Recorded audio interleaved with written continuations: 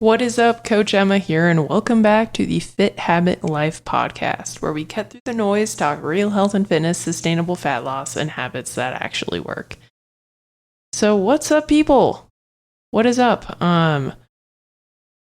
Coach Emma here. Anyway, it's been a long day. But here we are. I'm recording a podcast.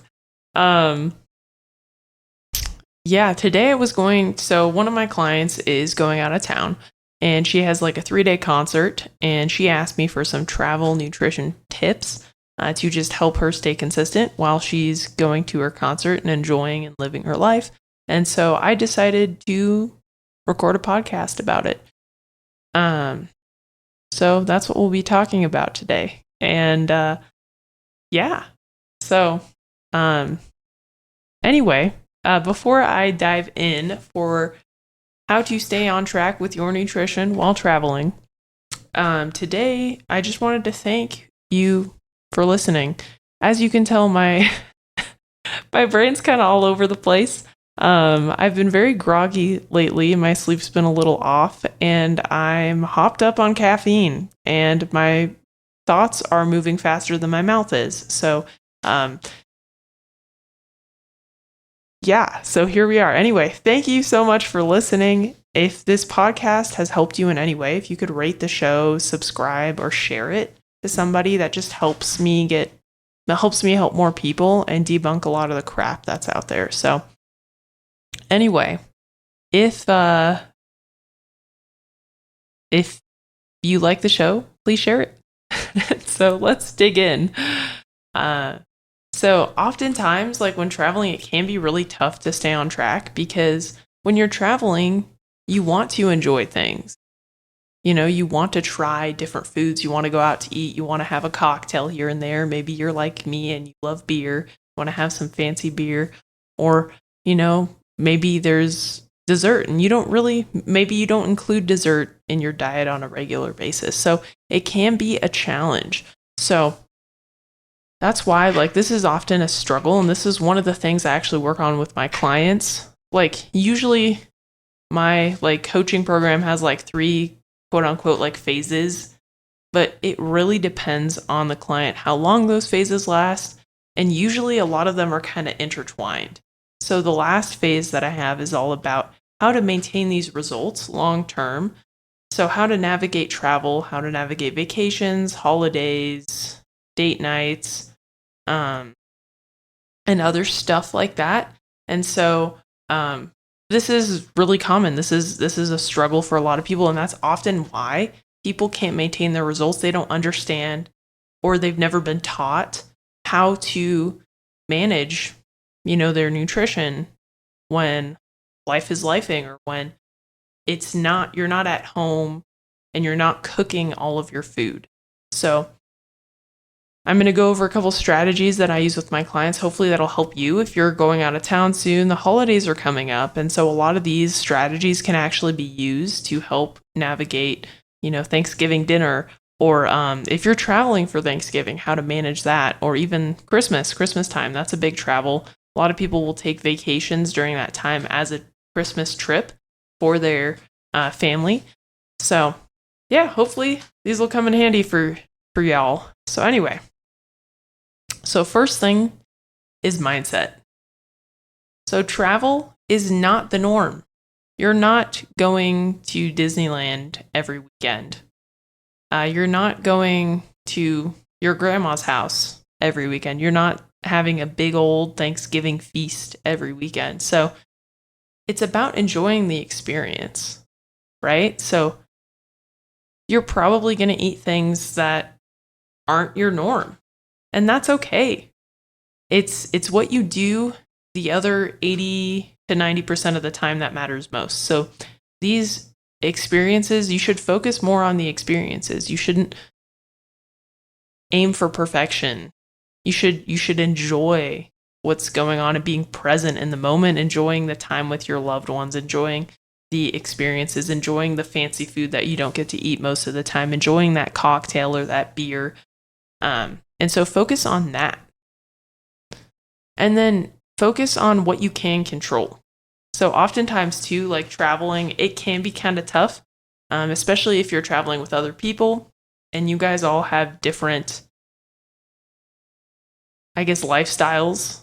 Like for me, it can be tough traveling with family or friends because most of them don't care as much about the amount of protein that they're consuming. They don't care about hitting their workouts. They don't care about their step count as much. So it's something that I have to plan around, knowing that the bulk of the day, you know, I'm probably going to be doing what other people are doing. So if I want to prioritize these things, I'm going to have to set aside other time for it. Um, and then I focus on the big rocks, right? So I'm not focusing on optimal muscle growth, optimal hypertrophy. I'm focusing on what I can control and what is realistic given the circumstances. So oftentimes, right, protein. Protein's pretty easy to focus on. You can pack some protein snacks. Highly recommend that. Jerky is great for travel. Jerky is great, and jerky comes from meat, which is more nutrient dense than a lot of those protein bars and stuff, and tends to have some salt too, which helps if you're flying because we get dehydrated on flights. So you do need a little bit more sodium with your water in order to just stay balanced. So that's a great hack. And there's a lot of like protein things like in those like tubes, so you can pack them. Why can't I think of them? Those like little single serving size protein powders now, like they're more common, so those are great to pack. Protein bars, I tend to not be a huge fan on the regular basis, but for travel in a pinch, they do a great job. Yeah, so those tend to be the things that I pack. If there's stuff that you guys pack, drop them in the comments below or share them with me on social, and maybe I'll compile a guide with everybody's tips and tricks. Yeah, that's what I tend to pack. And then like fruit for the plane. Like if I'm traveling on a flight, I'll pack like maybe a couple apples or a banana just to get some fiber in me. Start the day. Usually I book the early flights because I'm up early.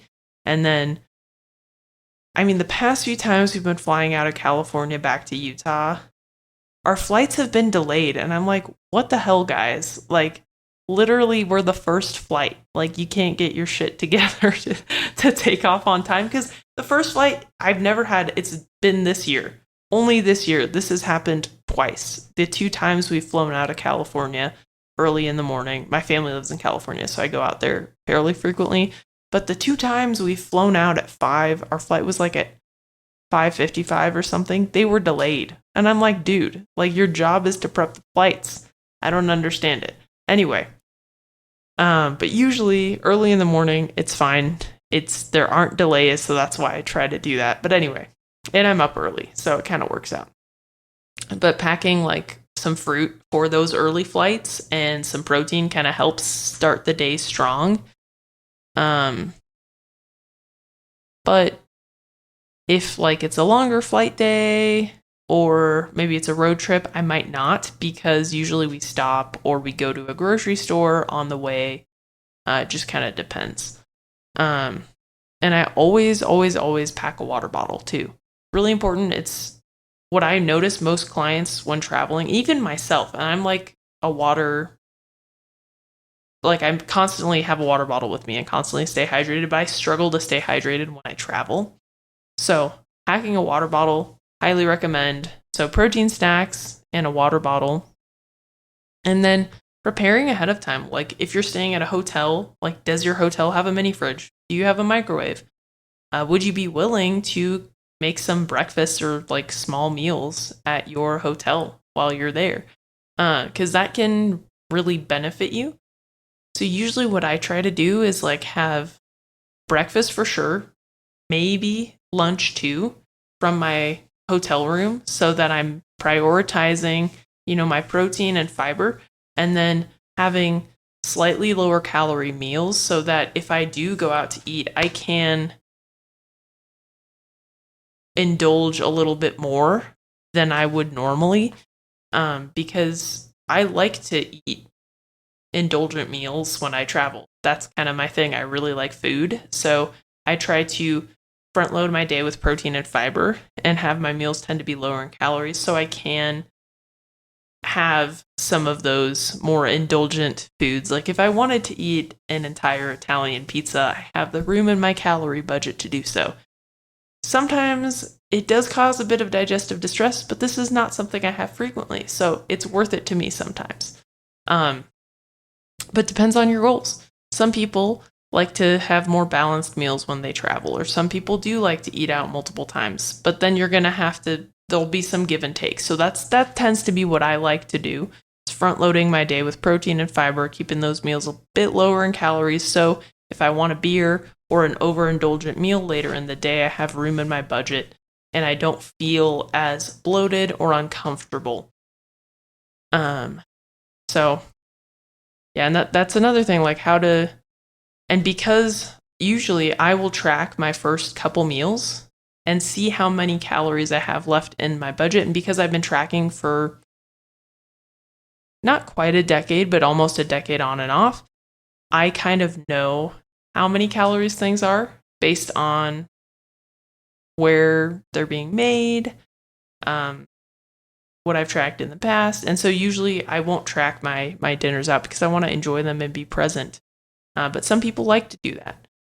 So anyway, kind of going all over the place, but essentially preparing ahead of time, figuring out if your hotel has a fridge, a mini fridge that you can like store fruits and vegetables, maybe some Greek yogurts or things like that, so that you can have those high protein, high fiber breakfasts. If they have a microwave, that gives you more options too, which is kind of handy. So kind of preparing, like seeing what you have available, seeing what grocery stores are nearby the hotel. Do you have a car? If you don't have a car, is there anything in walking distance? Or could you even order like your groceries to be delivered to the hotel?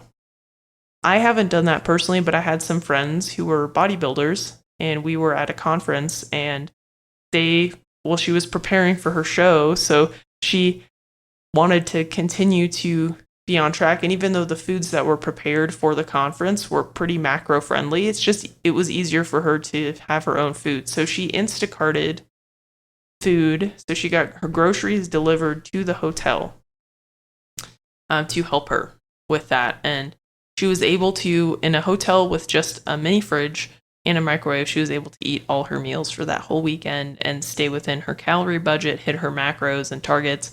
So it's doable. And I'm pretty sure you can order groceries to a hotel if that's something that you're willing to do. Because also it's like, what are you willing to do? Is that worth the effort for you? Honestly, I think it's pretty easy ordering groceries. I like to go to the grocery store, and when I'm on vacation, I usually have time. So it's kind of fun for me, especially if we're in a different place. Maybe they have different foods or different vegetables. Like when I'm in Montreal, I have family over there too, so I go usually about once a year, maybe twice. And their grocery stores are fun because they have different foods there, different vegetables, different things. So I like to go and check it out. But yeah, so preparing, looking up grocery store, can you store those foods? And then if you're going to eat out, also like researching the restaurants that are available, like for fun, like if there's a new food you want to try or if there's a favorite restaurant that you have. But then also like if you're like, hey, I don't really want to cook, but I do want to make better decisions with my food, like what restaurants are available that I could eat at that could help with that. So anyway, then kind of talked about like hotel strategies. I'm looking through the document I just created for my clients. So that's why I might be thinking, what is she doing? She is not as fluid as normal. So,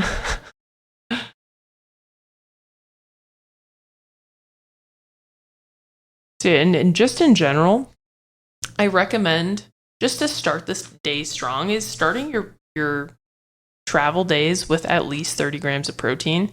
And something that I'll do too is especially, I mean, you don't even need a fridge for these, but like there are these ready to drink, like kind of coffee protein shakes. They're like little cans. They're like about, I think, 20 grams of protein and they have like 175 milligrams of caffeine.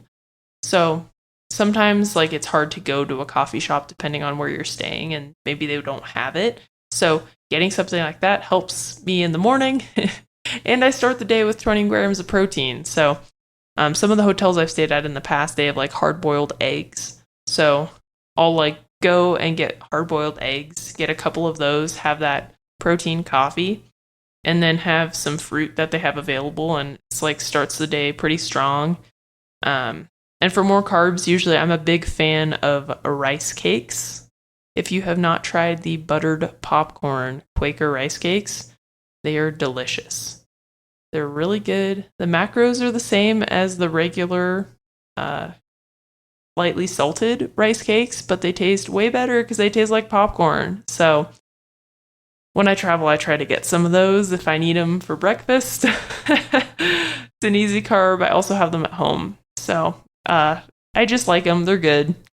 Anyway, so that's starting the day strong. That'll help crush cravings and then help keep your blood sugar levels stable throughout the day, helping you have more stable energy levels, which will help make the travel experience just more enjoyable in general. So in general, just prioritize protein at all the meals. So make sure you have a palm-sized like portion of protein with each meal. That will help you feel good. It'll help if you're not tracking and you want to just make sure you don't overindulge too much. Depends how long you're traveling for. If it's like 3-day trip, it's really hard to put on a pound of body fat unless you're eating way more than you usually do. So it's not something I'd worry about. But if you are worried, like eating your protein first will crush cravings and make you fuller. So it'll be harder to overindulge on the higher calorie options. So usually I recommend if you're not tracking and because some of the meals you might be like, look, I want to get my pizza or I want to have my chicken parm. I don't want to worry about the macros, calories. I just want to sit and enjoy it. That's fine. But if you're doing that for every meal, you'll probably put on some weight. So if you manage that, like on the other meals that aren't going to be the as indulgent ones, making sure you're eating the protein and the fiber first. So like fruits and vegetables before the starchy carbs and before maybe the fatty sauces. Like for example, with the chicken parm, eating the chicken. And if it comes with broccoli, eating the chicken and the broccoli first. And then if you're still hungry, munching on some of that pasta that comes with it. And then usually recommend picking one of these 4 things if you're eating out. So an appetizer, a dessert, a side, or a cocktail. So if you're having all 4 of those, you're probably going to be adding 1,500 plus calories to your meal. Usually the appetizers are pretty high in calories. If you're sharing them, totally fine. But again, to manage caloric intake, I don't recommend ordering more than one of those things with your meal. So like if you're having a burger and fries, stick with that. If you want a milkshake, maybe you just do the burger and the milkshake. If you want a beer, maybe you just do beer, lettuce wrap, burger, and fries, right? Kind of managing that by making healthier swaps, but also just including some of the things that you want to indulge on. So anyway, something to think about when you're going out to eat. And then a big one too, especially if you like salads, just getting that dressing on the side, you can manage the amount of calories that are in those meals. Oftentimes they just drench that thing in like really high fatty sauces. So getting sauces on the side. Honestly, whenever I go to a restaurant, I do that because they're not worried about your waistline. They want you to enjoy the food. And so they're going to add a bunch of sauces and sugar and other high calorie dense things to make the food taste really good. So you eat more of it and you want to come back and eat more because they're worried about flavor, not your, as I said, waistline or body fat percentage. Additionally, like with alcohol in general, just to manage those calories, sticking to like clear alcohols helps a lot. It is a struggle for those of us who like beer, but beer is pretty high in calories, so That's why I don't drink very often, because that's my preferred beverage. But having like cocktails like gin and tonics, like clear liquid with vodka or tequila or something like that, those tend to be lower in calories. And you can do like a vodka soda or a tequila soda or a tequila soda with lime, kind of jazz it up. Or even like those, what are they called? Seltzer, like those seltzer beverages, like those are great options if you want a little bit of a buzz, but you don't want to push the calories too high. You want to like enjoy a cocktail, but don't, as I said, want to push things too much, because any sugary beverage is going to be probably 300 to 400 calories, usually, unfortunately. Same with beer. Depends on the beer. I tend to like the really high percentage beers, like the Belgian triples, hazies, double or triple IPAs. So for me, one and done is kind of the thing, because they tend to be 300 plus calories, unfortunately, of alcohol. So you do notice the next day I also feel really crappy, which is also why I don't have it very often. But yeah, those clear spirits have less just calories in general and tend to have less of a hangover. I notice the sugary beverages tend to cause a lot more hangovers. And then just after every beverage, like having a water in between helps tremendously. And also just setting a limit, like, hey, I'm going to have 2 cocktails tonight. And like trying to stick to that and trusting yourself and following through on the promises you make. That, and even if you don't have 2, because you told yourself you were going to have 2, you probably won't have more than 3. That's something else I've noticed. Like, I'm like, hey, look, I'm only going to have 1 beer. I might have 2, but I won't have more than 2, because I told myself I'd only have 1. So I already feel bad that I went over a little bit, right? So that's a fun mind trick to play on yourself. And then in general, while traveling, like most people, because travel is a stress on the body and you're in a different place, you might be in a different time zone, people tend to have some sort of gut issues when traveling due to the travel, specifically the stress of the travel, or just your food changing, your sleep's like circadian. So your circadian rhythm kind of regulates your body's natural rhythms, your energy levels, your digestion, basically everything. It's very important. So that shifts a lot for travel. And especially if you're in a place that you aren't usually, different time zone, different bed, probably not going to sleep as well. That'll affect your digestion. And then you're eating different foods usually too, which also affect your digestion. So try to stay hydrated. That'll help tremendously with that. And then keep moving. And then as the nutrition tips too, right? Prioritizing protein and fiber, that'll help as well. So those are my gut tips to stay regulated. And then when you get back from a trip, oftentimes you'll put on weight. I guarantee you did not put on over 5 pounds if you're gone for a weekend. A lot of that tends to be inflammation, water retention, probably eating more sodium, eating more carbs, stressed, poor bowel movements. Those will all cause a spike in the scale. So don't restrict when you get back from your trip.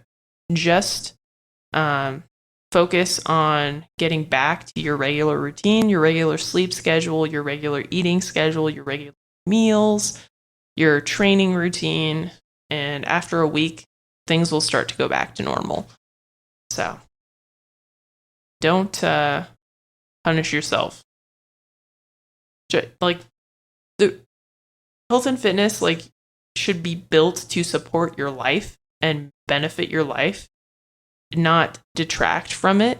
So part of overall health and wellness is having trips and having things and enjoyable experiences. So the number on the scale and your progress, like one weekend is not going to derail your entire progress. It's not going to make you fat. It's not going to, unless like you literally would have to eat like tens of thousands of calories more than you do on a regular basis to gain an obscene amount of weight. Like to gain 10 pounds, you need to eat 35,000 calories more than you usually do in a weekend. That's really hard. Unless you're eating like 10 pizzas, like I don't think you put on 10 pounds. So if that scale goes up, don't worry. Fitness is meant to support your life, not detract from it. So the whole point of fitness is so that you can have, like prioritizing your health is so you can have experiences like these and not worry and enjoy them. So anyway, if this was helpful, please rate the show, share it with somebody who stresses about travel, somebody who you know might need to hear it. And thank you for listening.